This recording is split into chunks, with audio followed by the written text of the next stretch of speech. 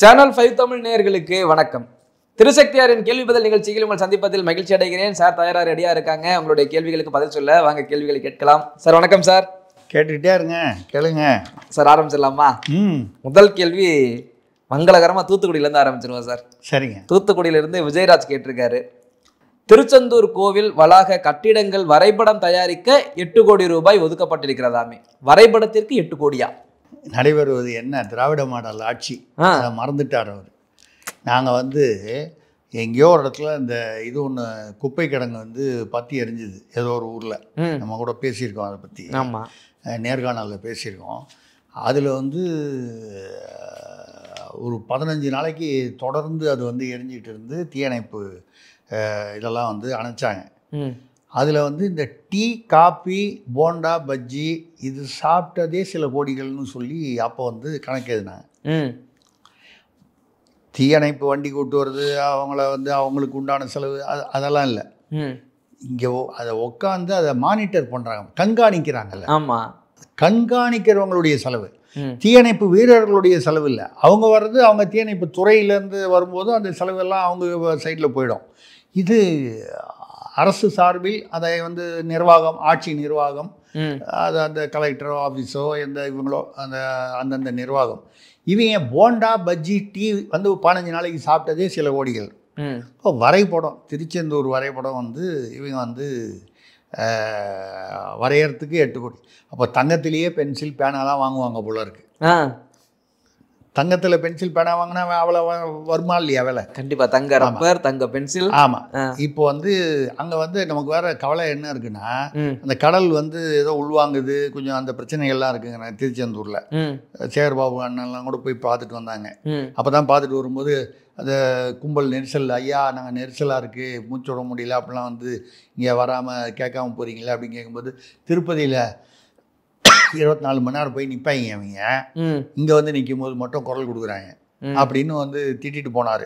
அவர் திட்டின முகூர்த்தமும் பார்த்தீங்கன்னா அடுத்த ஒரு 2 மாதத்தில் திருச்செந்தூரில் 2 பேர், பழனியில் ஒருத்தர், திருத்தணியில் ஒருத்தர்னு க்யூ நிற்கும்போது உயிர் போயிடுச்சு. கேட்டால் அவர்கள் இயற்கையாக மரணமடைந்தார்கள் அப்படின்னு வர சொல்லிட்டாங்க. அது ரைட்டு, நம்ம இதில் வழக்கமாக அப்படி தானே. யார் 10 ரூபா கொடுத்து வாங்கினா அவனை 10 ரூபா கொடுத்து சரக்குக்கு 10 ரூபா மேலே கொடுத்தா அவனுக்கு நீங்கள் அவனுக்கு 10 ரூபா செலவு. அவனே கள்ளச்சாராயம் குடிச்சு செத்து போனால் அவனுக்கு 10 லட்சம் ரூபா. 10 லட்சம் ரூபா. இது நம்ம தமிழ்நாட்டு திராவிட மாடல். அந்த மாதிரி கள்ளச்சாராயம் குடிச்சு செத்து போனவனுக்கு 10 லட்சம் ரூபா.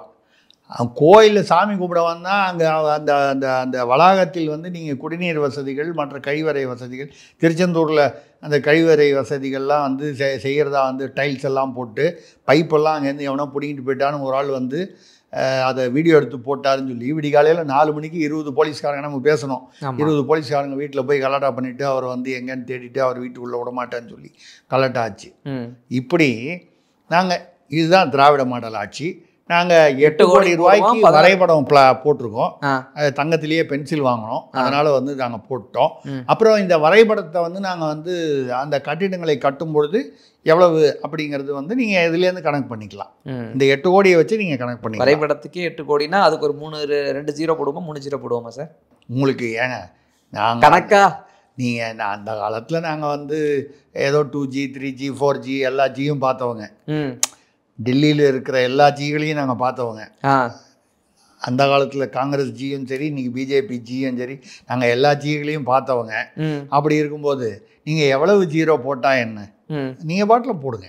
நீங்கள் எவ்வளவு ஜீரோ ஆசையாக இருக்கோ அவ்வளோ போடுங்க. அது ரெண்டாவது அது அந்த பணம் எங்கேருந்து வருது? கோயில் பணம் தானே. அதானே. நீங்கள் அது கோயிலில் வர பக்தர்களுடைய காணிக்கை இல்லை மற்ற வகைகளில் வரக்கூடிய பணம் தானே அறநிலையத்துறைக்கு. ஜமாயிங்க 8 கோடி ரூபாய்க்கு பென்சில் பேனா வாங்கியிருக்காங்க. சந்தோஷமாக இருக்கு. Okay sir. அடுத்த கேள்வி ஃபஸ்ட்டு திருச்செந்தூர், அடுத்து ஸ்ரீரங்கத்துலேருந்து மைத்ரி ராகவன் கேட்டிருக்காங்க. பிஜேபிக்கு மகாத்மா காந்தியை பிடிக்காததுனால தான் எம்என் ரேகா திட்டத்திற்கான நிதியை மத்திய அரசு தமிழகத்திற்கு ஒதுக்க மறுக்கிறது என்கிறாரே முதல்வர் ஸ்டாலின். பிஜேபிக்கு காந்தியை பிடிக்காதனால தான். அது ஏன்னா இவங்க வந்து கோட்ஸே வந்து ஆர்எஸ்எஸ் சேர்ந்தவர் சொல்லுவாங்க. ஆனால் கோட்ஸே வந்து ஆர்எஸ்எஸ் சேர்ந்தவர் இல்லைன்னு நீதிமன்றமே தீர்ப்பெல்லாம் கொடுத்துருக்கு. அவருமே நான் ஆர்எஸ்எஸ்ல ஒரு காலத்தில் அந்த இந்து மகாசபாவில் இருந்தேன், இப்போ நான் இல்லைன்னு சொல்லியிருக்காரு. அந்த கதையெல்லாம் விடுங்க. இப்போ பிஜேபிக்கு காந்தியை பிடிக்கலங்கிறதுனால எம்என் ரேகா கொடுக்கல அப்படின்னு சொல்கிறாங்கல்ல. அப்படின்னா திமுகவுக்கு வந்து திமுக அரசுக்கு வந்து அம்பேத்கரை பிடிக்கலையா? அம்பேத்கர் வந்து மும்மொழி திட்டத்தை ஏற்றுக்கிட்டு இருக்காரு, புத்தகத்தில் எழுதியிருக்காரு. ஆமாம், அவர் எழுதிய புத்தகங்களில் மும்மொழி கொள்கையை ஆதரித்து எழுதியிருக்கிறார். அப்போ மும்மொழி கொள்கை வந்து தமிழ்நாட்டுக்கு வந்து நாங்கள் ஏற்றுக்க முடியாது, இருமொழி கொள்கை தான் அப்படின்னா திமுக அரசு, ஸ்டாலின் தலைமையிலான திமுக அரசு அம்பேத்கருக்கு எதிராக செயல்படுகிறதா? அம்பேத்கரை கண்டால் பிடிக்கவில்லையா? இப்படி நம்ம பதிலுக்கு கேள்வி கேட்கலாம். சரி, இப்போ எம்என் ரேகாவுக்கு வருவோம். தமிழ்நாட்டில் மொத்தம் ஒரு 7,000 கோடி இருக்குமா மக்கள் தொகை? 7லேருந்து 8 கோடிக்குள்ளே இருக்கும். இங்கே 10,000 கோடி வருஷத்துக்கு. இந்த 4 வருஷத்தில் 39,000 சொச்சம் கோடி எம்என் ரேகாவில் கொடுத்துருக்காங்க. இப்போ மேலே ஒரு 5,000 கோடி கேட்குறாங்க. அவங்க என்ன சொல்கிறாங்கன்னா, ஏற்கனவே வாங்கினதில் நிறைய ஊழல் இருக்குது மத்திய அரசு சொல்லுது. ஏன்னா உத்தரப்பிரதேசத்தில் வந்து 24 கோடி மக்கள் தொகை. ஆமாம், நம்ம 8ன்னு வச்சுக்கிட்டா 3 பங்கு. அவனுக்கும் அதே 10,000 கோடி தான் அங்கே அவனுக்கு. அப்போ என்ன அர்த்தம் ஆகுது? 24 கோடி மக்களில் வந்து எம்என் ரேகாவுக்காக 10,000 கோடி வருஷத்துக்கு 8 கோடி, அதில் 3ல் 1 பங்கு இருக்கிற இவங்களும் வந்து போகுதுன்னா ஊழல் அதிகமாக இருக்குது. பொய்யான பெயர்கள் வேறு மாவட்டத்திலேருந்து வந்து கணக்கு எழுதுகிறான் பேர். நம்ம தான் அந்த காலத்துலேயே மாநகராட்சியில் மஸ்டர் ரோல் ஊழல் பண்ணவங்கள நம்ம வந்து ஸ்பெஷலிஸ்ட் ஆச்சா. இதெல்லாம் இருக்குது. நீங்கள் மேலே 5,000 கேட்குறீங்க. 24 கோடி பேர். அப்போ என்ன நீங்கள் ஒத்துக்கணும்? ஒன்று ஊழலை ஒத்துக்கணும். சரி, ஊழலை நீங்கள் ஏன் ஒத்துக்கணும்? அதான் எங்களுக்கே தெரியுது, எல்லாருக்கும் தெரியுது. இன்னொன்று, உண்மையிலேயே அப்படி ஒரு கால் அவ்வளவு பேர் இருக்காங்கன்னா தமிழ்நாடு முதல் மாநிலமாக இருக்குங்கிறீங்க. 24 கோடியில் வந்து 24 கோடி பேரில் வந்து அப்போ அங்கே கூலி வேலை, இது வந்து அந்த கூலி வேலை செய்கிறதுக்காக தான் எம்என் ரேகாவில் வர்றேன். அங்கே வந்து 10,000 கோடி தான். அப்படின்னா எவ்வளோ பேருக்கு வருது? 8 கோடியிலேயே 10,000 கோடி நீங்கள் ட்ரா பண்ணுறீங்கன்னால் அப்போ இங்கே கூலி வேலை செய்கிறவன் அதிகம். இதில் வடக்கத்திய தொழிலாளர் யாரும் எம்என் ரேகாவில் வரமாட்டான். கிராமத்தில் உள்ளவங்களுக்கு தான் கொடுக்குறாங்க, அந்தந்த கிராமத்தில் உள்ளவங்க. ஸோ அந்த வெளியில் வடக்கத்தியம் வந்துட்டான், பானிபூரிக்காரன் வந்துட்டான், அவன்லாம் இல்லை. அப்போ இங்கே இன்னும் கூலி தொழிலாளர்கள் தான் அதிகமாக இருக்காங்க. உத்தரப்பிரதேசத்தை போல் அப்போ 3 பங்கு இங்கே வந்து கூலி தொழிலாளர்கள் இருக்காங்கன்னா அப்புறம் நீங்கள் நாங்கள் முதல் மாநிலமாக இருக்கோம், செல்வம் கொழிக்கும் மாநிலம், அந்த தரத்தில் உயர்ந்த கல்வி புரட்சி, கல்வி புரட்சின்னு என்னமோ சொல்லிட்டு இருக்கீங்க. இது இந்த எம்என் ரேகா. சரி, ரைட்டு. இந்த எம்என் ரேகாவில் என்ன வந்து பொதுவாக பண்ணுவாங்க? இந்த ஆறு, குளம், ஏரி இதெல்லாம் தூர்வாடுறது, அப்புறம் இந்த கருவேல மரம்லாம் வெட்டுறது, இந்த மாதிரி விஷயங்கள்லாம் வந்து இன்றைக்கே வந்து உயர்நீதிமன்றம் வந்து கருவேல மரத்தை வெட்டினியான்னு 6 மாதத்துக்கு ஒரு தடவை ஆர்டர் போட்டுக்கிட்டு இருக்காங்க. நீங்கள் எம்என் ரேகாவில் 10,000 கோடி வருஷத்துக்கு உத்தரப்பிரதேசத்தை போல் 3 பங்கு வாங்கியும் மக்கள் தொகையில் 3 பங்குல 1, ஆனால் வந்து வாங்குற அப்படின்னா நீங்கள் 3 பங்கு அதிகமாக வாங்குறீங்கன்னு அர்த்தம். அதில் ஊழல் நடக்குதுன்னு சொல்கிறாங்க. இதில் வந்து நீங்கள் வந்து கருவேல மரம்லாம் ஒன்றும் போல 6 குளம்லாம் வந்து எங்கே வந்து வெள்ளம் வரத்தானே செய்யுது, வெள்ளத்தில் வந்து பிரிட்ஜே அடிச்சுட்டு போகுது, இப்படி நடக்குது. இதில் வந்து காந்தியை பிடிக்கல அப்படின்னு ஏதாவது சொல்லி அந்த 5,000 கோடி இப்போ இங்கே கஜானா காலியாக இருக்குது. இப்போ ஏதாவது சம்பளம் கொடுக்கணும்னு தேர்தல் வரைக்கும் 2026 தேர்தல் வரைக்கும் ஓட்டணும்னா அரசு ஊழியர்களுக்கு, போக்குவரத்து ஊழியர்களுக்கெல்லாம் சம்பளம் கொடுக்கணும். இந்த பென்ஷன் வந்து ஓல்டு பென்ஷன் கொடுக்குறோம் அப்படின்லாம் பில்டப்லாம் ஸ்டாலின் சார் கொடுத்தாரு எதிர்கட்சி தலைவராக. நாங்கள் வந்து பழைய பென்ஷன் ஸ்கீமை வந்த உடனே முடிய போகுது 5 வருஷம். பழைய பிடிஆர் இருக்கும்போது என்ன சொன்னார் நிதியமைச்சராக? பணமெல்லாம் இங்கே ஒன்றும் இல்லைங்க, பணம் வந்தால் கொடுப்போம் அப்படின்னாரு. இப்போ தங்கம் தென்னரசு அதை பற்றியே பேசுறது இல்லை நிதியமைச்சர். ஆக பென்ஷன் கொடுக்கல, சம்பளம் கொடுக்கறது இல்லை, தூய்மை பணியாளர்களுக்கே சம்பளம் பாக்கி இருக்குங்கிறாங்க. இப்போ ஏதாவது பணம் வேணால் ஏதாவது ஒன்று சொல்லி சண்டை போட்டோ காலில் விழுந்தோ இல்லை ஏதாவது ஒன்று வித்தியாசமாக அரசியல் பண்ணியோ அங்கேருந்து பணம் வாங்கணும் எங்கிறது மத்திய அரசுலேருந்து. அதுக்காக தான் இப்போ காந்தியை கிளப்பி விட்டாங்க. இவங்க ரொம்ப அப்படியே காந்தியை பற்றி கவலைப்பட்டாங்க. இவங்க காந்தி பேரில் ரொம்ப இவங்களுக்கு பாசம் பொழியுது இவங்களுக்கு. இவங்க வந்து காந்தியை பற்றி கவலைப்பட்டு காந்தியை பிடிக்காதனால தான் வந்துடுச்சு. சரி, உங்களுக்கு காந்தியை பிடிச்சது, நீங்கள் காந்திய கொள்கையை என்ன பண்ணீங்க? அதான் திறந்து வச்சிருக்கேன். காந்தி வந்து அதாவது மதுவுக்கு எதிராக இருந்தார். நீங்கள் என்ன பண்ணீங்க? அதை வச்சு தான் உங்களுக்கு அரசே ஓடுது. உங்களுடைய வாழ்க்கை திமுகவினருடைய தலைவர்கள் நிர்வாகிகள் வந்து 10 பேர் 11 பேர் வந்து டிஸ்டிலரி வச்சுருக்காங்கன்னா அதை வச்சு தான் உங்கள் கட்சி ஓடுது, கட்சிக்காரங்க வாழ்க்கை ஓடுது, அரசு ஓடுது. அப்போ நீங்கள் காந்திக்கு எதிரானவர்கள் இல்லையா? அதுதான். அப்போ அம்பேத்கருக்கும் எதிரானவர்கள் மும்மொழியை ஆதரிக்காமல் இருமொழியை சொல்கிறாங்க. சும்மா அரசியல் பண்ணதுக்காக அதெல்லாம் பேசுவாங்க. அதனால காந்தியை கண்டுக்கூடாது, அதை நம்ம கண்டுக்கூடாது. அடுத்த கேள்வி தாம்பரத்துலேருந்து மைக்கேல் ராஜ் கேட்டிருக்காரு. தமிழ்நாட்டை பற்றி பேச ஊபி முதல்வர் யோகிக்கு அதிகாரம் இல்லை என்கிறாரே Kanimozhi. Who are you mister Yogi அப்படின்னு கேட்டிருக்காங்க. ஆமாம் ஆமாம். இவங்க மட்டும் மணிப்பூரில் நடந்துச்சு அப்படின்னு இங்கே பேசுவாங்க. அப்புறம் வந்து காஷ்மீரில் ஒரு சிறுமி அப்படின்னு சொல்லி இங்கே மெழுகுவர்த்தி ஊர்வலம் நாங்கள் பேசுவோம் சார், நீங்கள் ஏன் சார் பேசுறீங்க? உத்தரப்பிரதேசத்தில் இருக்கிறவர் வந்து பேசக்கூடாது. அது முதல்வர் கூட பேசியிருக்காரு. பிளாக் காமெடி யார் யாரோப்பா எழுதி கொடுத்துருக்காங்க. நம்ம நண்பர் தான் ஒருத்தர், நம்ம பத்திரிகையாளர் இனத்தை சேர்ந்தவர் தானே ஒருத்தர் எழுதி கொடுத்துட்ருக்காரு. அவர் எழுதி கொடுக்குறாரு. எல்லாம் வல்ல அந்த வேலை தான் காப்பாற்றணும். சரி ரைட்டு, அது வந்து ரைட்டு, அது வந்து அது எழுதி கொடுக்குறாரு. அது அவர் சரியாக பார்த்து எழுதி கொடுக்குவானா? அவரும் பணி அழுத்தம் அதிகமாக இருக்கும் போல இருக்கு. இதே எழுதி கொடுத்துட்றாரு. அதை வச்சுக்கிட்டு அவர் வந்து இது பிளாக் காமெடி யார் உத்தரப்பிரதேச யோகின்னு. நீங்கள் வந்து அவர் யோகி என்ன சொன்னார்? வாக்கு வங்கிக்காக பிரிவினைவாதம் செய்கிறது இந்த இந்திய எதிர்ப்பு, இந்த மாதிரி எல்லாமே இந்த பிரிவினை. அதாவது தமிழ்நாட்டை நீங்கள் இப்போ விஜய் கூட பார்த்தீங்கன்னா அதே திமுக பணியிலேயே வராரு. மினி திமுகவாக இருக்கார் விஜய். தொட்டுப்பார், சீண்டிப்பார், அணை போட்டுப்பார் இந்த பில்டப்பு. இந்த பில்டப்பை நாங்கள் தான் இவ்வளோ வருஷமாக 70 வருஷத்துக்கு மேலே திமுகட்ட பார்த்துக்கிட்டே இருக்கோம். இதை விஜய் வேற ஒரு மினி திமுகவை வந்து இப்போ அதே மாதிரி பில்டப்பு கொடுத்துக்கிட்டு இருக்காரு. பில்டப்பெல்லாம் நிறைய பார்த்துட்டோம். அதனால் வந்து உத்தரப்பிரதேசத்தில் இருக்கிறவர் இதை பற்றி தமிழ்நாட்டை பற்றி பேசக்கூடாதுன்னா நீங்கள் மணிப்பூர் காஷ்மீரை பற்றி எப்படி பேசுனீங்க? மற்ற மாநிலங்களை பற்றி எப்படி பேசுகிறீங்க? குஜராத்தை பற்றி ஏன் பேசுகிறீங்க? அப்போ உங்களுக்கு ஒரு சட்டம், அவங்களுக்கு ஒரு சட்டமா? அதனால் இவங்க அப்படி தான் பேசிக்கிட்டு இருப்பாங்க. அவங்களுக்கு வேணும்போது இது பேசுவாங்க, வேணாங்கும்போது இது பண்ணுவாங்க. இப்போ இன்னும் 2 ஊழல் வெளியில் வந்துருச்சுன்னு வைங்க, அப்போ டப்புன்னு உடனே ஒரு தடவை வந்து ஒரு அங்கே போய் டெல்லியில் போய் சாமி கும்பிட்டு வந்துடுவாங்க. இது வழக்கமாக நடக்கிறது தானே. அது நைட்டு போகிறது காலைல வந்துடுறது. அது நைட்டு போயிட்டு காலையில் வந்துட்டு சாமி கும்பிட்டு வந்துடுவாங்க. Okay sir. அடுத்த கேள்வி சிவகங்கையிலிருந்து வள்ளி கணேசன் கேட்டிருக்காங்க சார். திருப்பத்தூர் காளகஸ்தீஸ்வரர் கோவிலில் 2075 வால்மீகி ராமாயண தமிழாக்கு சுவடிகள் கிடைத்துள்ளது. இது ராமர் பூமி தானா? அவங்க ராமர் பூமி தானான்னு கேட்குறாங்க. வேற யார் மண்ணோ அடிக்கடி சொல்லுவாங்க, அவர் மண்ணு இவர் மண்ணுன்னு யார் பேர் இல்லாமல் சொல்லியிருப்பாங்க. இங்கே வந்து 2வது ராசா ஒரு தடவை கேட்டார்னு நினைக்கிறேன். ராமருக்கும் தமிழ்நாட்டிற்கும் என்ன சம்பந்தம்? தமிழ்நாட்டு மக்களுக்கு ராமர்னாலே தெரியாதுன்னு. ஆனால் இங்கே இருக்கிற போரூரில் தான் அது போர் ஊர். போருக்காக, அதாவது ராவணன் மீது போர் தொடுப்பதற்காக புறப்பட்ட இடம் வந்து போரூர் அப்படிங்கிறதுனால போய் பார்த்தீங்கன்னா இன்றைக்கி அந்த போரூர் சிவன் கோயிலில் அங்கே ராமர், பொதுவாக சிவன் கோயிலில் ராமருக்கு சந்நிதி இருப்பது வந்து ரொம்ப அபூர்வமாக இருக்கும். அதே மாதிரி ராமநாதபுரத்தில் போய் ராமேஸ்வரத்தில் பார்த்தீங்கன்னா சிவனை வந்து அவர் கும்பிட்டு தான் வந்து அங்கேருந்து, ஏன்னா இலங்கைக்கு போகிறாரு. நீங்கள் தமிழ்நாட்டிலேருந்து இலங்கைக்கு போனோன்னா சென்னை, இன்றைக்கி சென்னை, இன்றைக்கி என்ன பேர் இருந்துச்சோ அது இந்த முனையில். இதுக்கப்புறம் இங்கேருந்து ராமேஸ்வரத்துலேருந்து இப்போ போகிறோம். நம்மளால் என்ன அந்த காலத்தில் ராமாயணத்தும் போது அந்த மாதிரி போனாங்க. ராமர் அந்த மாதிரி பொண்டாட்டியை மீட்கிறதுக்காக போனாங்க. நம்ம ஆளுங்க கஞ்சா போதைப் பொருள் கடத்துறதுக்காக அந்த வழியில் போகிறாங்க.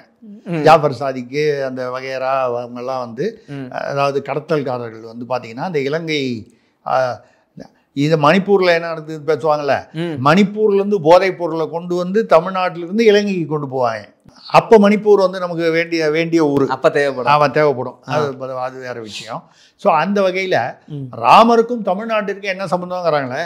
வால்மீகி ராமாயணத்துடைய தமிழாக்கம் 2000 சோடிகளுக்கு மேலாக வந்து திருப்பத்தூரில் கிடச்சிருக்குங்க. அதே மாதிரி தான் இதே கம்பராமாயணம் வந்து கம்பர் எழுதினார், எங்கே உட்காந்து எழுதினார்? அப்படின்னா ஃபோன் இருந்துச்சா, ஃபேக்ஸ் மிஷின் இருந்துச்சா, ஜெராக்ஸ் காப்பி இருந்துச்சா?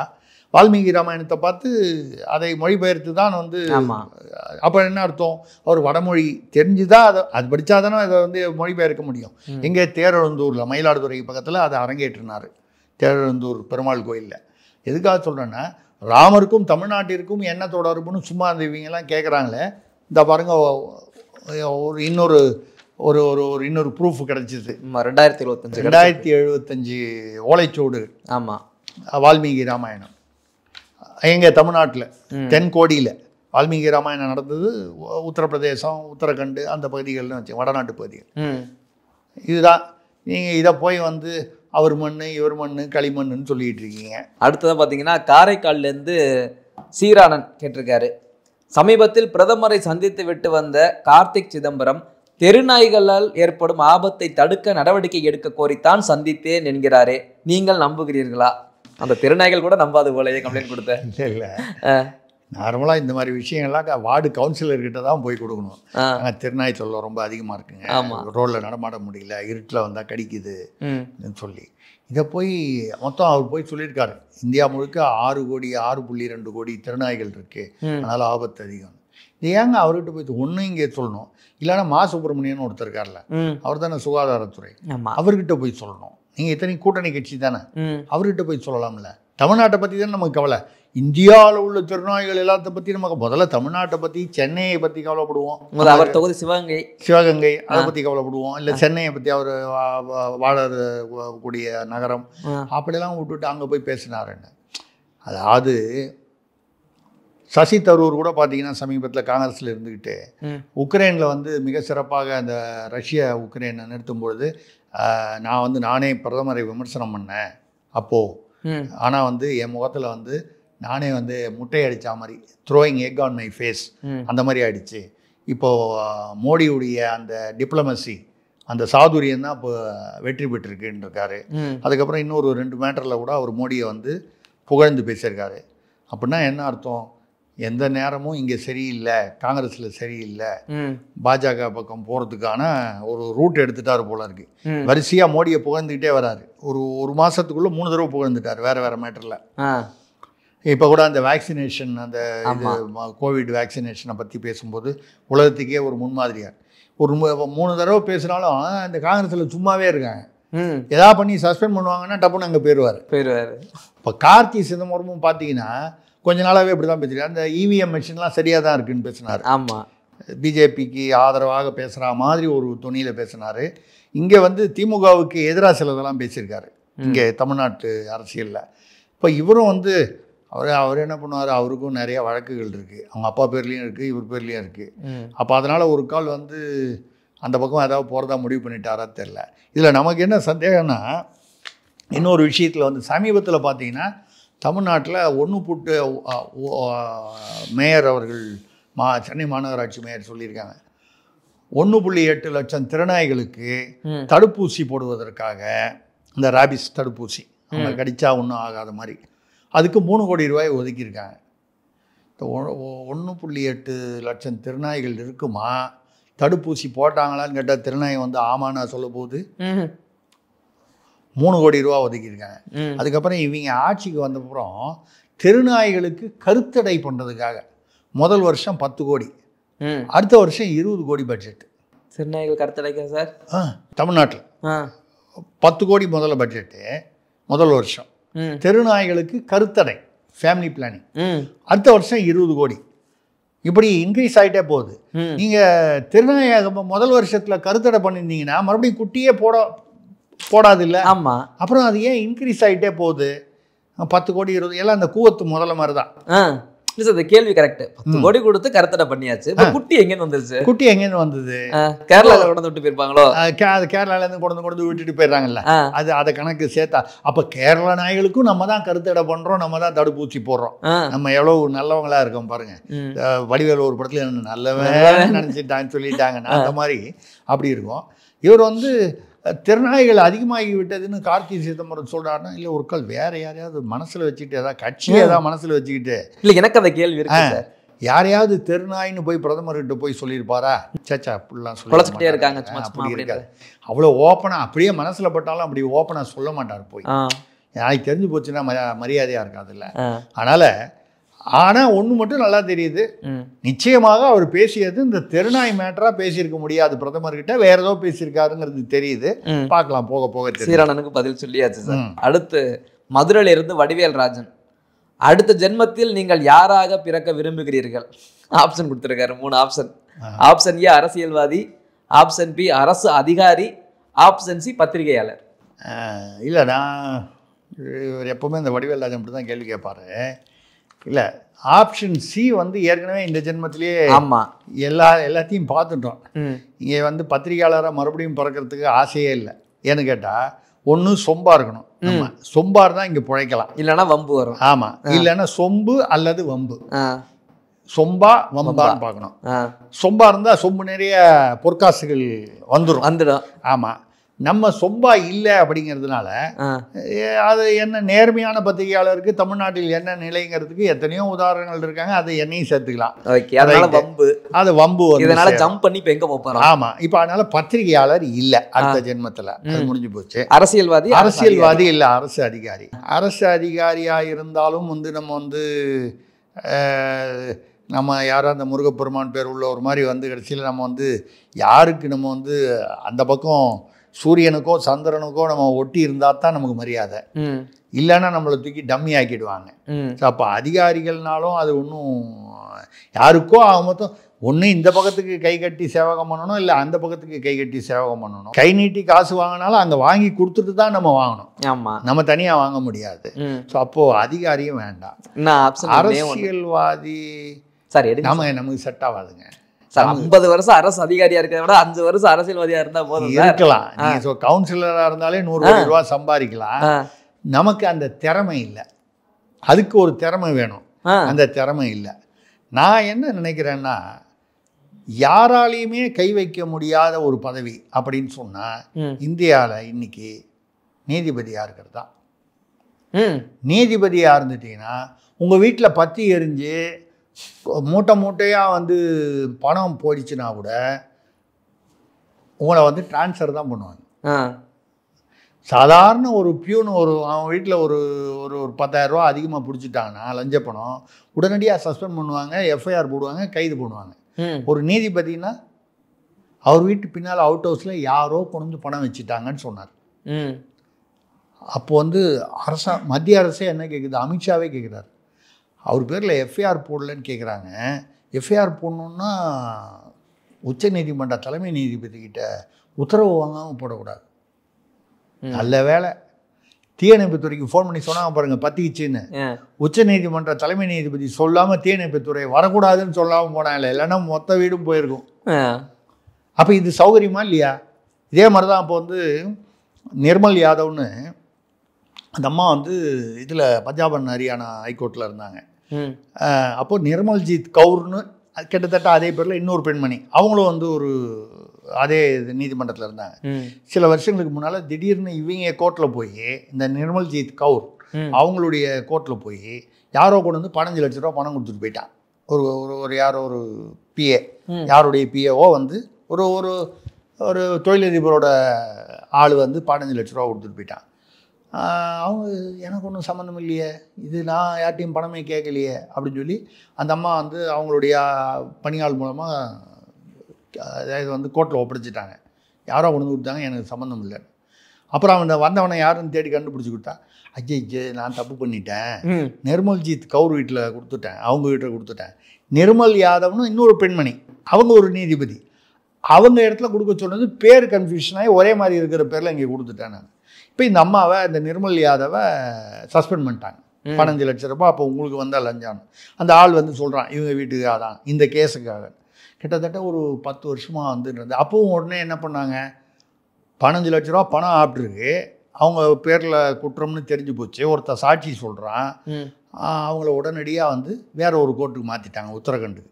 இவ்வளோதான், ட்ரான்ஸ்ஃபர் தான். ஆமாம், அதுக்கப்புறம் அவங்க கிட்டத்தட்ட இப்போ 2012 என்னமோ நடந்தது, 13 வருஷம் பொறுத்து இப்போ ஒரு சிபிஐ கோர்ட்டில் அந்த அம்மா பேரில் வந்து சரியான ஆதாரங்கள் இல்லாதனால அவங்கள விடுவிச்சிட்டாங்க. அதுக்குள்ளே அவங்க ரிட்டையர் ஆகிட்டாங்க, அந்த வயசு தாண்டிடுச்சு. இதே மாதிரி டிகே சர்மான்னு ஒருத்தர், அவர் வந்து ஏதோ லஞ்சம் வாங்கினாருன்னு சொல்லிட்டு உடனே அவரை வந்து வேற ஒரு கோர்ட்டுக்கு மாற்றிட்டாங்க. இது எப்படி இருக்குன்னா, ஒரு ஆள் வந்து இந்த ஊர் இப்போ தேனாம்பேட்டையில் பிக் பாக்கெட் அடித்தான்னா மாட்டினான்னா, இனிமேல் நீ தேனாம்பேட்டையில் அடிக்கக்கூடாது, ஆழ்வார்பேட்டைக்கு போன அனுப்பிச்சி விட்டா எப்படி இருக்கும் அப்படி சொல்கிறதுனால நீதிபதிகளை நான் ஏதோ வந்து விமர்சனம் பண்ணுறதா நினைக்கக்கூடாது. நீதித்துறை மீது மக்களுக்கு வந்து இருக்கக்கூடிய நம்பிக்கையை இதெல்லாம் குலைச்சிரும். இன்னைக்கு நடக்கக்கூடிய விஷயங்கள் குலைச்சிரும். நீதித்துறையாக இருந்தால் அவர்களை யாருமே எதுவும் செய்ய முடியாது. அவங்க பேரில் எஃப்ஐஆர் ஃபைல் பண்ண முடியாது, அவங்க பேரில் எந்த நடவடிக்கை சஸ்பெண்ட் பண்ண முடியாது. இம்பீச்மெண்ட் பண்ணணும்னா அது ரொம்ப பெரிய ப்ராசஸ்ஸு, பாராளுமன்றம் தான் பண்ணணும். அதுக்கும் வந்து ரொம்ப கஷ்டம். இது வரைக்கும் சுதந்திர இந்தியாவில் இது வரைக்கும் ஒருத்தரை கூட வந்து எத்தனையோ பேர் குற்றவாளிகள் என்று தெரிந்தும் தமிழ்நாட்டிலேயே ஒரு நீதிபதி தினகரன் இருந்தார். ஒரு தவறு பண்ணிட்டார், லஞ்சம் வாங்கினார், சொத்து வாங்கினாருன்னு எல்லாம் ப்ரூவ் ஆச்சு. ஆனால் வந்து இம்பீச் பண்ண முடியல, பண்ணலை.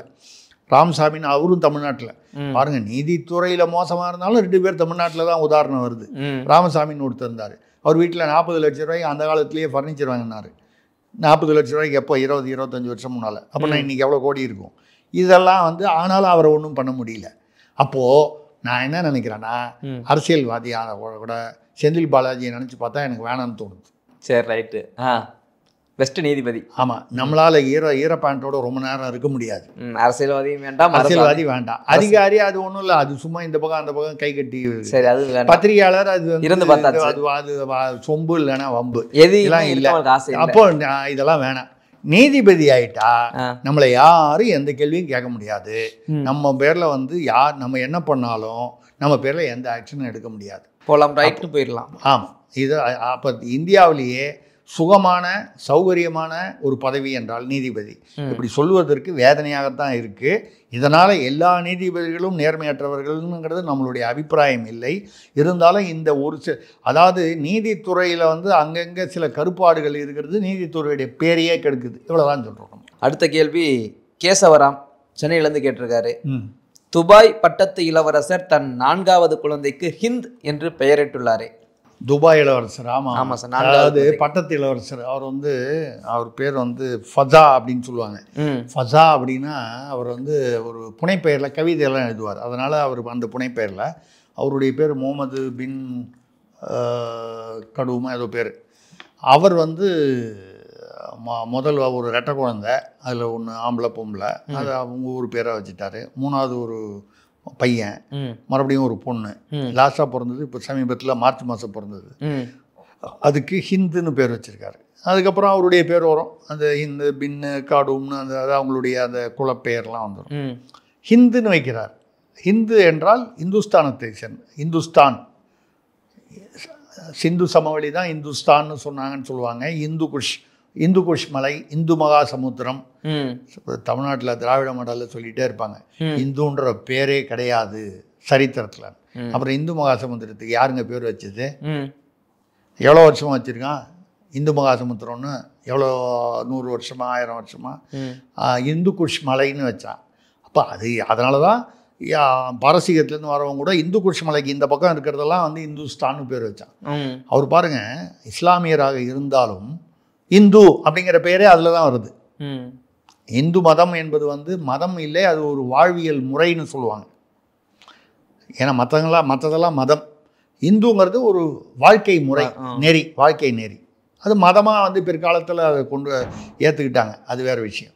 எதுக்காக சொல்கிறேன்னா, ஒரு இஸ்லாமியர், அதுவும் வந்து ஒரு பட்டத்து இளவரசர், கிட்டத்தட்ட ராஜா மாதிரி அவர் வந்து தன்னுடைய குழந்தைக்கு ஹிந்துன்னு பேர் வைக்கிறார். ஒரு மத நல்லிணக்கத்திற்கு வந்து இது வந்து ஒரு நல்ல உதாரணம். இதை வந்து எல்லாரும் இதை வந்து ஒரு உதாரணமாக எடுத்துக்கணும், பாராட்ட வேண்டிய விஷயம்.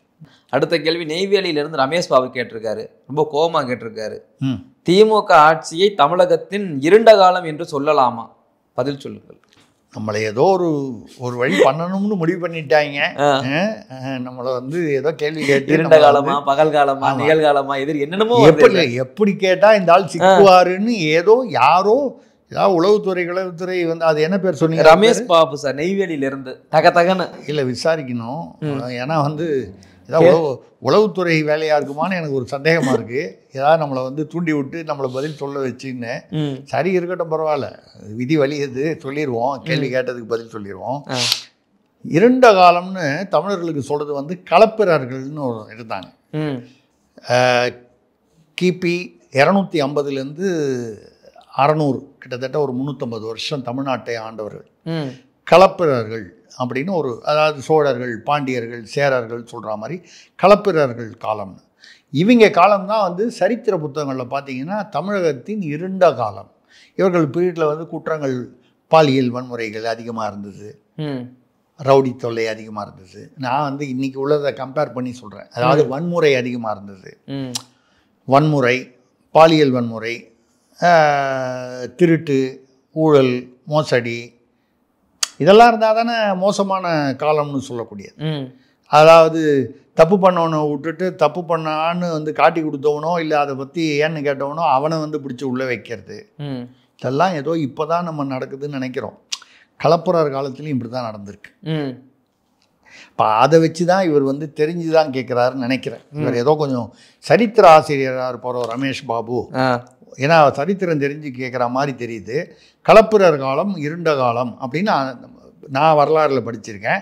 இப்போது திமுக ஆட்சி வந்து இருண்ட காலமான்னு கேட்குறாரு. அதே மாதிரி இது கலப்புறர் ஆட்சியான்னு ரெண்டே. அதில் ஒரு விஷயம், நிறைய விஷயம் டேலி ஆகுது. இந்த வன்முறை, பாலியல் வன்முறை, ரவுடிசம், மோசடி, தப்பு பண்ணவனை விட்டுட்டு சொல்கிறவனை பிடிச்சி போடுறது, இதெல்லாம் வந்து மேட்ச் ஆகுது. இன்னும் 2 விஷயம் கூட மேட்ச் ஆகுது. கலப்புறர்கள் தமிழர்கள் எல்லாம் வடுகர்கள்னு சொல்கிறாங்க. கலப்புறர்கள் தமிழர்கள் அல்ல, வடுகர்கள். வடுகர்கள்னா அந்த பக்கத்துலேருந்து வந்தவங்க, கர்நாடகா, தெலுங்கானா, ஆந்திரா, இப்படி அங்கேருந்து வந்தவங்க வடுகர்கள்னு சொல்லுவோம். நான் சொல்கிறது சரித்திரத்தில் உள்ளது, நான் வேற யாரையும் சொல்லுவேன். நான் சொல்கிறது கலப்புறர்களை சொல்கிறேன், அவர்கள் வடுகர்கள். சரி, இந்த கலப்புறர்கள் காலத்தில் நிறைய கல்வெட்டு இலக்கியங்களே கிடையாது. இப்போ நார்மலாக சோழர் காலத்துலனா இலக்கியம் இதெல்லாம் வந்துச்சு. சேரர் காலத்தில் அது சிலப்பதிகாரம் அது வந்துச்சு. சேர நாட்டில் பாண்டியர் காலம் ஒன்று, பல்லவர்கள் காலத்தில் இருந்துச்சு, நாயக்க மன்னர்கள் காலத்தில் கூட இருந்துச்சு. ஆனால் கலப்புறர்கள் காலத்தில் அதாவது இந்த இலக்கியமே இல்லை, எல்லாத்தையும் வீணாகி விட்டாங்க. இதே இப்போ நம்ம மூத்த தலைவர்கள் இங்கே இருந்தவங்களாம் அந்த காமக்கதைகள் எதுனால அந்த மாதிரி தான் எழுதியிருப்பாங்களோ என்னமோ, இந்த வான்கோழி, செவத்துக்கோழின்னு அந்த மாதிரி ஏதாவது கதைகள்லாம் எதுனாலும் தெரியல. இலக்கியமும் வந்து தமிழ் இலக்கியம் மிகவும் வந்து அந்த பீரியடில் வளர்ச்சி அடையாமல் மோசமாக இருந்தது. சரி, இதெல்லாம் எங்கேருந்து தெரியுது? ஏதாவது ஒரு இப்படி இருந்துச்சுங்கிறதுக்கு ஒரு ஆப்பெல்லாம் வந்து கல்வெட்டுகள் தான். இதில் ஒரு கல்வெட்டு இருக்குது, முக்கியமான கல்வெட்டு. அந்த கல்வெட்டை பொறித்தவர், எழுதியவர்னு சொல்லுவோம், அப்போது பொறித்தவர், அவர் பேர் சொன்னால் உங்களுக்கு கரெக்டாக வந்து மேட்ச் ஆகிடும். அவர் பேர் என்னன்னு, மாமூலனார். திரும்ப சொல்லுங்க சார். மாமூலனார், மாமூல் தான் மாமூலனார். அவர்கள் வடுகர்கள், தமிழர்கள் அல்ல. மாமூலனார் அப்படிங்கிறவருடைய அந்த கல்வெட்டு மூலமாக தான் இதெல்லாம் தெரியுது. ஒர்க் அவுட் ஆகுது இல்லை, மத்திய மேட்ரு வந்துச்சு, வடுகர் வந்துடுச்சு, மாமூலனார் வந்துச்சு. அப்போது இது வந்து கிட்டத்தட்ட தமிழ்நாட்டு வந்து கலப்புறர் காலம் மாதிரி இப்போது வச்சுக்கலாம். அவர் கேட்ட கேள்விக்கு நம்ம அதை ஒப்பிட்டு பார்த்து சொல்கிறோம். அவர் கேட்ட கேள்வி தான் நம்ம ஒப்பிட்டோமே தவிர நம்ம கருத்து இல்லை. அவர் இருண்ட காலம்னு சொன்னால் தமிழர்களின் இருண்ட காலம், கலப்புறர் காலம், அதை நம்ம ஒப்பிட்டு இங்கெல்லாம் பாருங்க ஒரே மாதிரி இருக்கு அப்படின்னு சொன்னோம். அவ்வளோதானே தவிர ஏதாவது இதில் பிரச்சனை வந்தால் ரமேஷ் பாபு அவ்வளோதான். சார், அடுத்த கேள்வி திருப்போரூர்லேருந்து சத்யசீலன் கேட்டிருக்காரு. ராமருக்கு அனுமார் போல முதல்வருக்கு சேகர் பாபு கிடைத்துள்ளதாக அமைச்சர் மாசு கூறியுள்ளாரே. ராமருக்கு அனுமார் கிடைத்ததை போல? ஆமாம், நெஞ்ச டக்குன்னு வளர்ந்து காமிச்சுவாருன்னு நினைக்கிறேன். இவருக்கு நம்ம முதல்வருக்கு சேகர் பாபு கிடைக்கும். ஆமாம், என்ன ஒப்பிடு பாருங்க.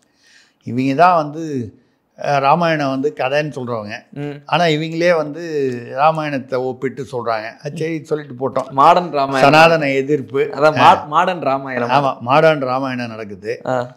அவர் ராமர் அது இருக்கலாம், அவர் ராமர் இருக்கலாம், அவர் வந்து அதை பற்றி நமக்கு ஒன்றும் இல்லை. இவர் அதுக்காக மாசுக்கு என்ன உள்ளூர ஒரு எரிச்சலாக இருக்குன்னு தெரியல, சேகர் பாபுவை பார்த்து அனுமாருன்னு சொல்லிட்டார் பாருங்க. இல்லை, இவர் ரொம்ப ஒட்டுறாரு. அங்கே கிச்சன் கேபினெட்லலாம் அடிக்கடி போய், ஏன்னா அப்போ அனுமார் எங்கே போனார்? அங்கே போய் ராமாயணத்தில் போய் அசோகவனத்தில் போய் சீதையை தான் பார்த்தார். இந்த சீதையை பார்த்துட்டு வந்ததுனால தான் அனுமாருக்கு அவ்வளவு முக்கியத்துவம். ஆமாம், கரெக்டாக தான். அப்போ மாசு மனசில் என்ன இருக்குங்கிறத நான் படித்து பார்க்குறேன். அதே மாதிரி இங்கே ராமரோடு உள்ள அவருக்கு உள்ள நெருக்கத்திற்கு காரணம் சீதையுடைய ஆசீர்வாதம் அனுமாருக்கு இருந்தது. சீதையுடைய ஆசிகள் அவருக்கு இருந்தது. இதைத்தான் அவர் இன்டைரக்டா சொல்றாரு. சீதையோட கிச்சன் கேபினட்டுடைய ஆசீர்வாதம் இவருக்கு அதிகமாக இருக்கு, அனுமாருன்னு சொல்றாரு. அனுமாருன்னு வேணும்ன்ட்டு ஏதாவது சொல்லியிருப்பாரான்னு தெரில. இன்னொன்று வந்து அனுமார் வந்து அவருடைய தம்பி லட்சுமணன், ராமருடைய தம்பி லட்சுமணன் வந்து திடீர்னு போரில் மூர்ச்சி ஆனவுடனே அவரை காப்பாற்றுறதுக்கு சஞ்சீவி மலையே தூக்கிட்டு வந்தார், மூலிகை. ஆமாம், மலை.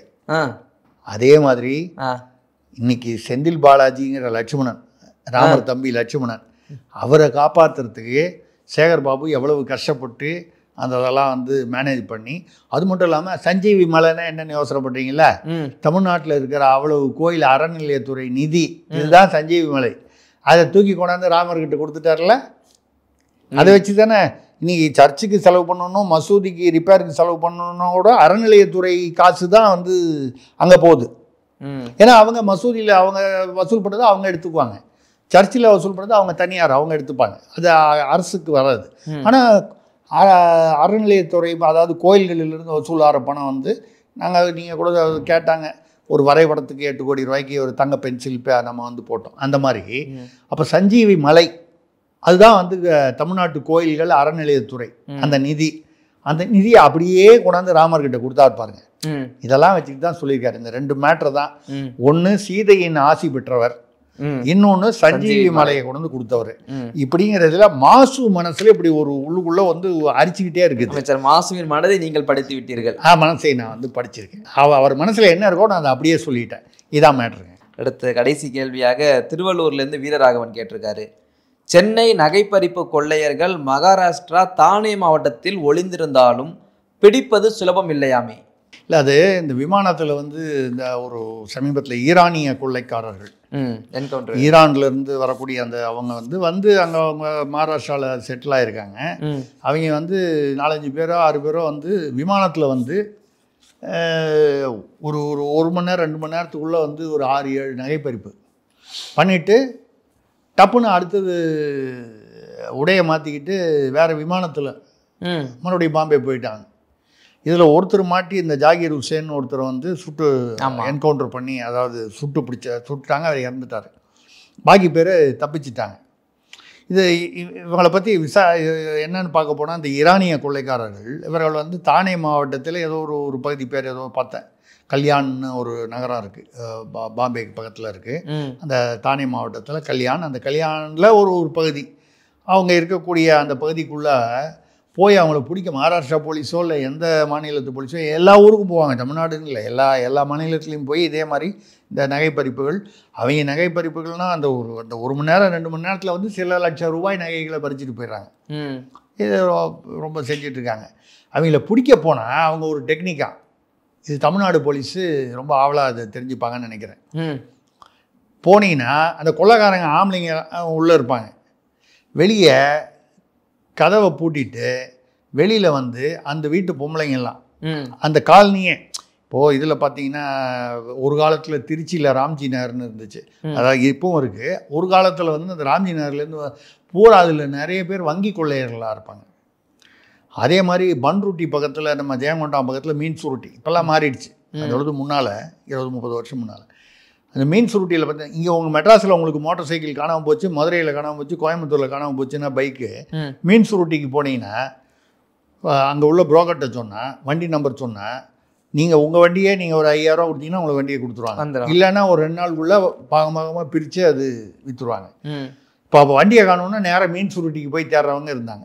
இப்போ எல்லாம் மாறி போச்சு, அந்த மாதிரி அதெல்லாம் இதாகிடுச்சு.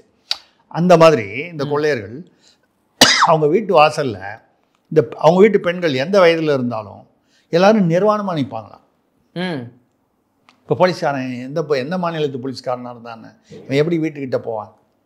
ஏதாவது போய் அவன் வந்து வீட்டை அந்த கதவை உடைக்கிறதுக்காக இந்த பெண்களை தாண்டி போகும்போது கை கால் மேலே பட்டுடுச்சுன்னா முடிஞ்சு அது சிக்கலாயிரும். அவன் முதல்ல வெக்கப்படுவான், வெக்கத்தை தாண்டி பயப்படுவான். அவங்க வெளியே வரமாட்டாங்க. இவங்க எப்படி பிடிப்பாங்க? இது இவர்களுடைய ஒரு என்ன சொல்கிறது, ஒரு டாக்டிக்ஸு. இதைத்தான் வந்து அவர் சொல்கிறார், பிடிக்க முடியலையாங்கிறத ஏதோ படிச்சுட்டு சொல்கிறாருன்னு நினைக்கிறேன். ஆமாம். இப்போ தமிழ்நாட்டிலேருந்து இந்த பாவம் நிறைய பேர் வந்து இந்த ஃபார்வர்ட் பண்ணுறான், இந்த ஃபேஸ்புக்கில் ஃபார்வர்ட் பண்ணது, வாட்ஸ்அப்பில் ஃபார்வர்ட் பண்ணவனெல்லாம் பிடிக்கிறதுக்கு, இந்த பாட்டியை பிடிக்கிறதுக்கெல்லாம் தனிப்படையெல்லாம் எங்கேயெல்லாம் அனுப்புகிறாங்க. இதில் ஏதோ இந்த வாட்ஸ்அப்பில் பிடிச்சவனும் பிடிக்கிறதுக்கு ஹரியானா உத்தரகண்டெல்லாம் போய் பிடிச்சிட்டு வந்தாங்க. இந்த தனிப்படையெல்லாம் வாழ்க்கையில் வந்து அப்படியே வந்து இந்த ஹரியானாவில் போய் சப்பாத்தியை தின்னுக்கிட்டு இந்தியை பேச தெரியாத இந்தியை நம்ம வந்து அரைகுறையாக வந்து புரிஞ்சுக்கிட்டு அப்படி நொந்து போயிருப்பாங்க. இப்போ அநேகமாக இந்த தனிப்படை மகாராஷ்டிராவில் அந்த தானே மாவட்டத்துக்கு போகிறதுக்கு போட்டி வரும்னு நினைக்கிறேன். ம் வித்தியாசமாக இருக்கே களம். அங்கே போய் ஒன்றும் பிடிச்சிட்டு வரலன்னா கூட இந்த மாதிரி ஒரு வித்தியாசமாக அபூர்வமான ஒரு விஷயம் நடக்குதுன்னா அதுக்கு போய் அதை போய் பார்த்துட்டாவது வரலாமே அப்படின்னு வந்துடக்கூடாது. இப்போது தனிப்படையில் போட்டி வரணும். அதாவது கொள்ளையடிக்கிறவன் எப்படியெல்லாம் திங்க் பண்ணுறான் பாருங்க. அவனை மாட்டி விடக்கூடாதுன்னு அவன் குடும்பத்தை, அப்படின்னா என்ன அர்த்தம்? அவன் கொள்ளையடிக்கிறதுக்கு அவனுடைய குடும்பத்தாரும் உடனேன்னு அர்த்தம். ஸோ நாடு இப்படியெல்லாம் இருக்கு. அது ஈரானிய கொள்ளைக்காரர்கள், அதனால பிடிக்க முடியவில்லை. அது தெரியுது. தனிப்படையில் போட்டி வராமல் பார்த்துங்கன்னு சொல்கிறோம். தமிழ்நாடு போலீஸ்லேருந்து போகும்போது தனிப்படையில் நீனு போட்டி போட போகிறாங்க. அங்கே போய் போட்டி போட்டுட்டு நீங்கள் போயிட்டு வந்துடலாம். அப்புறம் வீட்டுக்கு தானே வரணும். வீட்டுக்குள்ளே வந்தால் தொடப்பக்கட்டை இருக்குல்ல, அதை நல்லா ஞாபகம் வச்சுங்க. யாராவது அந்த மாதிரி அனாவசியமாக ஆசைப்படுற தனிப்படைக்காரர்கள், ஐயா திரும்பி வீட்டுக்குள்ளே வரணும், இந்த வீட்டில் தான் நீங்கள் உங்கள் வீட்டில் தான் சாப்பிட்ணும், அதனால் ஞாபகம் வச்சுக்கிட்டு போங்க அப்படின்னு சொல்லி நம்ம கொஞ்சம் வழக்கமாக சீரியஸாக பேசுகிறத கொஞ்சம் தமாஷா முடிச்சுப்போம். நேயர்களுடைய அனைத்து கேள்விகளும் முடிஞ்சது சார். அடுத்து வழக்கம் போல் ஆர்வமாக காதோடு என்ன சொல்ல போறீங்க? செவ்வாய்க்கிழமை சொல்லியாச்சு. ஆமாம், கடவுளே முருகா. அடுத்து இந்த வார கடவுள் யார்? இந்த வார கடவுளில் சமீபத்தில் ஒரு ஒரு ஒரு மீடியாக்காரர் அவர் வீட்டில் துர்நாற்றம் வீசிச்சு. ஆமாம், உள்ளே புந்து அடித்தாங்க. எல்லாருக்கும் பேர் தெரியும், நம்ம சொல்ல வேண்டியதில்லை. இருந்தாலும் நம்ம அனாவசியமாக ஒரு பேரை சொல்லி நம்ம அது சங்கடப்படுத்த வேண்டாம். அவர் அவருடைய மீடியாவையும் ரொம்ப வருஷமாக நடத்திக்கிட்டு இருந்த மீடியாவையும் மூடுறேன்னு சொல்லி மூடிட்டார். அப்போது அவர் அந்த பேட்டியில் அவர் எல்லாம் நடந்துச்சு. அப்போ தான் ஏதோ ஒரு தொகையானவர் இந்த 524 கோடி அந்த அந்த அந்த தூய்மை பணியாளர் அந்த விஷயத்தெல்லாம் பேசி, அது மட்டும் இல்லாமல் ஆம்ஸ்ட்ராங் கொலையில் அந்த கட்சி தலைவருக்கு தமிழ்நாட்டில் உள்ள அந்த கட்சியுடைய தலைவருக்கு நேரடி தொடர்பு இருக்கிறதுன்னெலாம் கொஞ்சம் உணர்ச்சி வசப்பட்டு பேசினார். இது எல்லா வீடியோலாம் எல்லோரும் கேட்டிருப்பாங்க. அப்போ சொல்லும்போது அவர் என்ன சொன்னார், நீங்கள் என்ன இப்போ அடுத்தது என்ன பண்ண போகிறீங்க, எதிர்கால திட்டம் என்ன? அப்போது எதிர்கால திட்டம் நான் சொல்கிறேன், நாளைக்கே கூட சொல்லலாம், இல்லை அப்புறம் பின்னாலேயும் சொல்லலாம். எதிர்கால திட்டம் நான் கூடிய விரைவில் அறிவிப்பேன்னாரு. மறுநாளைக்கு அவருடைய மீடியாவை ஆஃபீஸை மூடிட்டார். ஏன்னா அவங்க ஓனர் காலி பண்ண சொல்கிறாங்க, அலுவலக ஓனர் காலி பண்ண சொல்கிறாங்க. இவருடைய எதிர்கால திட்டம் என்னென்னா, பரவலாக மீடியா இந்த இதுக்குள்ளே ஒரு சில பேர் அவர் கட்சி ஆரம்பிக்க போகிறாரு அப்படின்னு சொல்லி சொன்னாங்க. நான் சரி அப்படி இருக்குமோ, கட்சி ஆரம்பித்து இனிமேல் அதுக்கு, ஏன்னா இப்போது விஜய் கட்சி ஆரம்பிக்கிறோன்னா அவருக்கு பின்னால் அவர் ஒரு பெரிய மாஸ் நடிகர், அது அந்த ஒரு பின்புலம் இருந்தது. இவருக்கும் நிறையா ஒரு என்ன சொல்கிறது ரசிகர்கள், அவரை ஃபாலோ பண்ணுறவங்க அவங்களாம் இருக்காங்கன்னா கூட கட்சி ஆரம்பித்தா நிறைய செலவாகணுமே. விஜய் ஒரு படத்துக்கு 100 கோடி வாங்கினார், அது வேறு விஷயம். இவர் என்ன படம் அப்படின்னு நான் விசாரித்தேன். விசாரித்த போது எனக்கு ஒரு நம்ப தகுந்த ஒரு தகவல் வந்துச்சு. அவர் கட்சி ஆரம்பிக்க போகிறது இல்லை, ஆனால் அரசியலில் ஈடுபட போகிறார். எப்படின்னு கேட்டிங்கன்னா, 2026 தேர்தலில் துணை முதல்வர் உதயநிதி சேப்பாக்கமோ இல்லை எந்த தொகுதியில் நின்னாலும் அவரை சுயேட்சையாக எதிர்த்து நிற்கப் போகிறார். யார்? நம்ம மீடியாக்காரர் துணை முதல்வரை எதிர்த்து நிற்க போகிறாரு. அதுக்காக இப்போவே அப்படி நிற்கும் பொழுது அதிமுகவோ வேறு கட்சிகளோ, இப்போ வேறு யார் எதிர்த்து நிற்கக்கூடியது? அதிமுக நிற்கலாம். ஒரு கால் பாஜக கூட்டணி அதில் இல்லைன்னா பாஜக தனியாக இருந்தால் அவங்க நிற்கலாம், என்டிகே நிற்கலாம், நாம் தமிழர் கட்சி நிற்கலாம், இவங்க தான் விஜய் கட்சி நிற்கலாம். இதெல்லாம் இந்த கட்சிகளோடலாம் அங்கங்கே ஆட்களை அவருடைய நண்பர்களை வைத்து பேசி அந்த மாதிரி ஒரு சூழ்நிலையில் நீங்கள் யாரும் எதிர்த்து நிற்காதீங்க. நீங்கள் எனக்காக கேன்வாஸ் பண்ண வேண்டாம், நீங்கள் கேண்டிடேட்டே போடாமல் இருங்க, உங்கள் வேட்பாளரை அந்த தொகுதியில் போட வேண்டாம். அப்போது ஒரு திமுக தலைவர் உதயநிதி வர்சஸ் மீடியா, நம்ம மீடியா நண்பர், இப்படின்னு 1 to 1 ஒரு தேர்தல், அதில் நான் தோத்தாலும் பரவாயில்ல அப்படின்னு சொல்லி ஒரு முடிவில் இருக்கிறதாகவும், இதுக்காக அவர் ஆல்ரெடி அதிமுகவில் பேசி ஓரளவுக்கு அங்கே அவங்க கிரீன் சிக்னல் கொடுத்துட்டதாகவும், மற்ற கட்சிகளுடன் அந்தந்த கட்சியில் இருக்கக்கூடிய நண்பர்கள் மூலமாக இதை பேசி கொண்டிருப்பதாகவும் கொஞ்சம் வித்தியாசமாக இருக்குல்ல. இது கொஞ்சம் நினச்சி பார்த்தீங்கன்னா ஒரு துணை முதல்வராக இருக்கார், சேப்பாக்கத்தில் தான் நிற்பார்னு நினைக்கிறேன். அவருடைய வழக்கமான தொகுதி இல்லை வேறு தொகுதி மாற்றினாலும் மாற்றலாம், சொல்ல முடியாது. அப்படி மாற்றும் பொழுது அவருக்கு எதிராக முக்கியமான எதிர்கட்சிகள்லாம் வேட்பாளரை போடாமல் ஒரு மீடியாக்காரர், பிரபலமான மீடியாக்காரர், சர்ச்சைக்குரிய மீடியாக்காரர், எப்படி வேணாலும் வச்சுங்க, அவர் வந்து எதிர்த்து நிற்கிறாரு, 1-to-1 நிற்கிறாரு அப்படிங்கிறது ஒரு தமிழ்நாட்டில் இதுவரை அவ்வளவாக நடைபெறாத ஒரு, இந்த மாதிரி சாதாரணமாக நடந்திருக்கும். சுயேட்சை எவ்வளோ பேர் நின்று இருப்பாங்க. காமராஜருக்கு எதிராகவே திமுகவில் வந்து சீனிவாசன் ஒரு இளைஞர் நின்று ஜெயிச்சார், அதெல்லாம் இருக்குது. ஆனால் இப்படி ஒரு மீடியாவிலிருந்து போய் சுயேட்சையாக இவ்வளவு பின்னால் வந்து பல சர்ச்சைகள் பல சவால்களை சந்தித்தவர் அவர் வந்து நிற்கிறாரு அப்படின்னு ஒரு செய்தி இருக்குது. இந்த செய்தி தான் இந்த காதோடு. இந்த செய்தி எவ்வளோ தூரம் வந்து உறுதியாகுதுங்கிறது அவருக்கு கிடைக்கக்கூடிய ரெஸ்பான்ஸை பொறுத்து இருக்கு. ஏன்னா இல்லை அதெல்லாம் ஒன்றும் இல்லை, நாங்கள்லாம் எங்கள் கேண்டிடேட் போட தான் போடுவோம்னு சொன்னால் அவர் இதிலிருந்து பின்வாங்கலாம். ஆனால் அவர் இதில் ரொம்ப மும்முரமாக இதில் ஈடுபட்டு இருப்பதாக தகவல். ஓகே சார், இதுதான் இன்றைய காதோடு. ஓகே சார், நேயர்களுடைய பல்வேறு கேள்விகளுக்கு பதில் சொன்னமைக்கும் காதோடு ஒரு தகவலை சொன்னதுக்கும் ரொம்ப நன்றி. தொடர்ந்து அடுத்த நன்றி, வணக்கம்.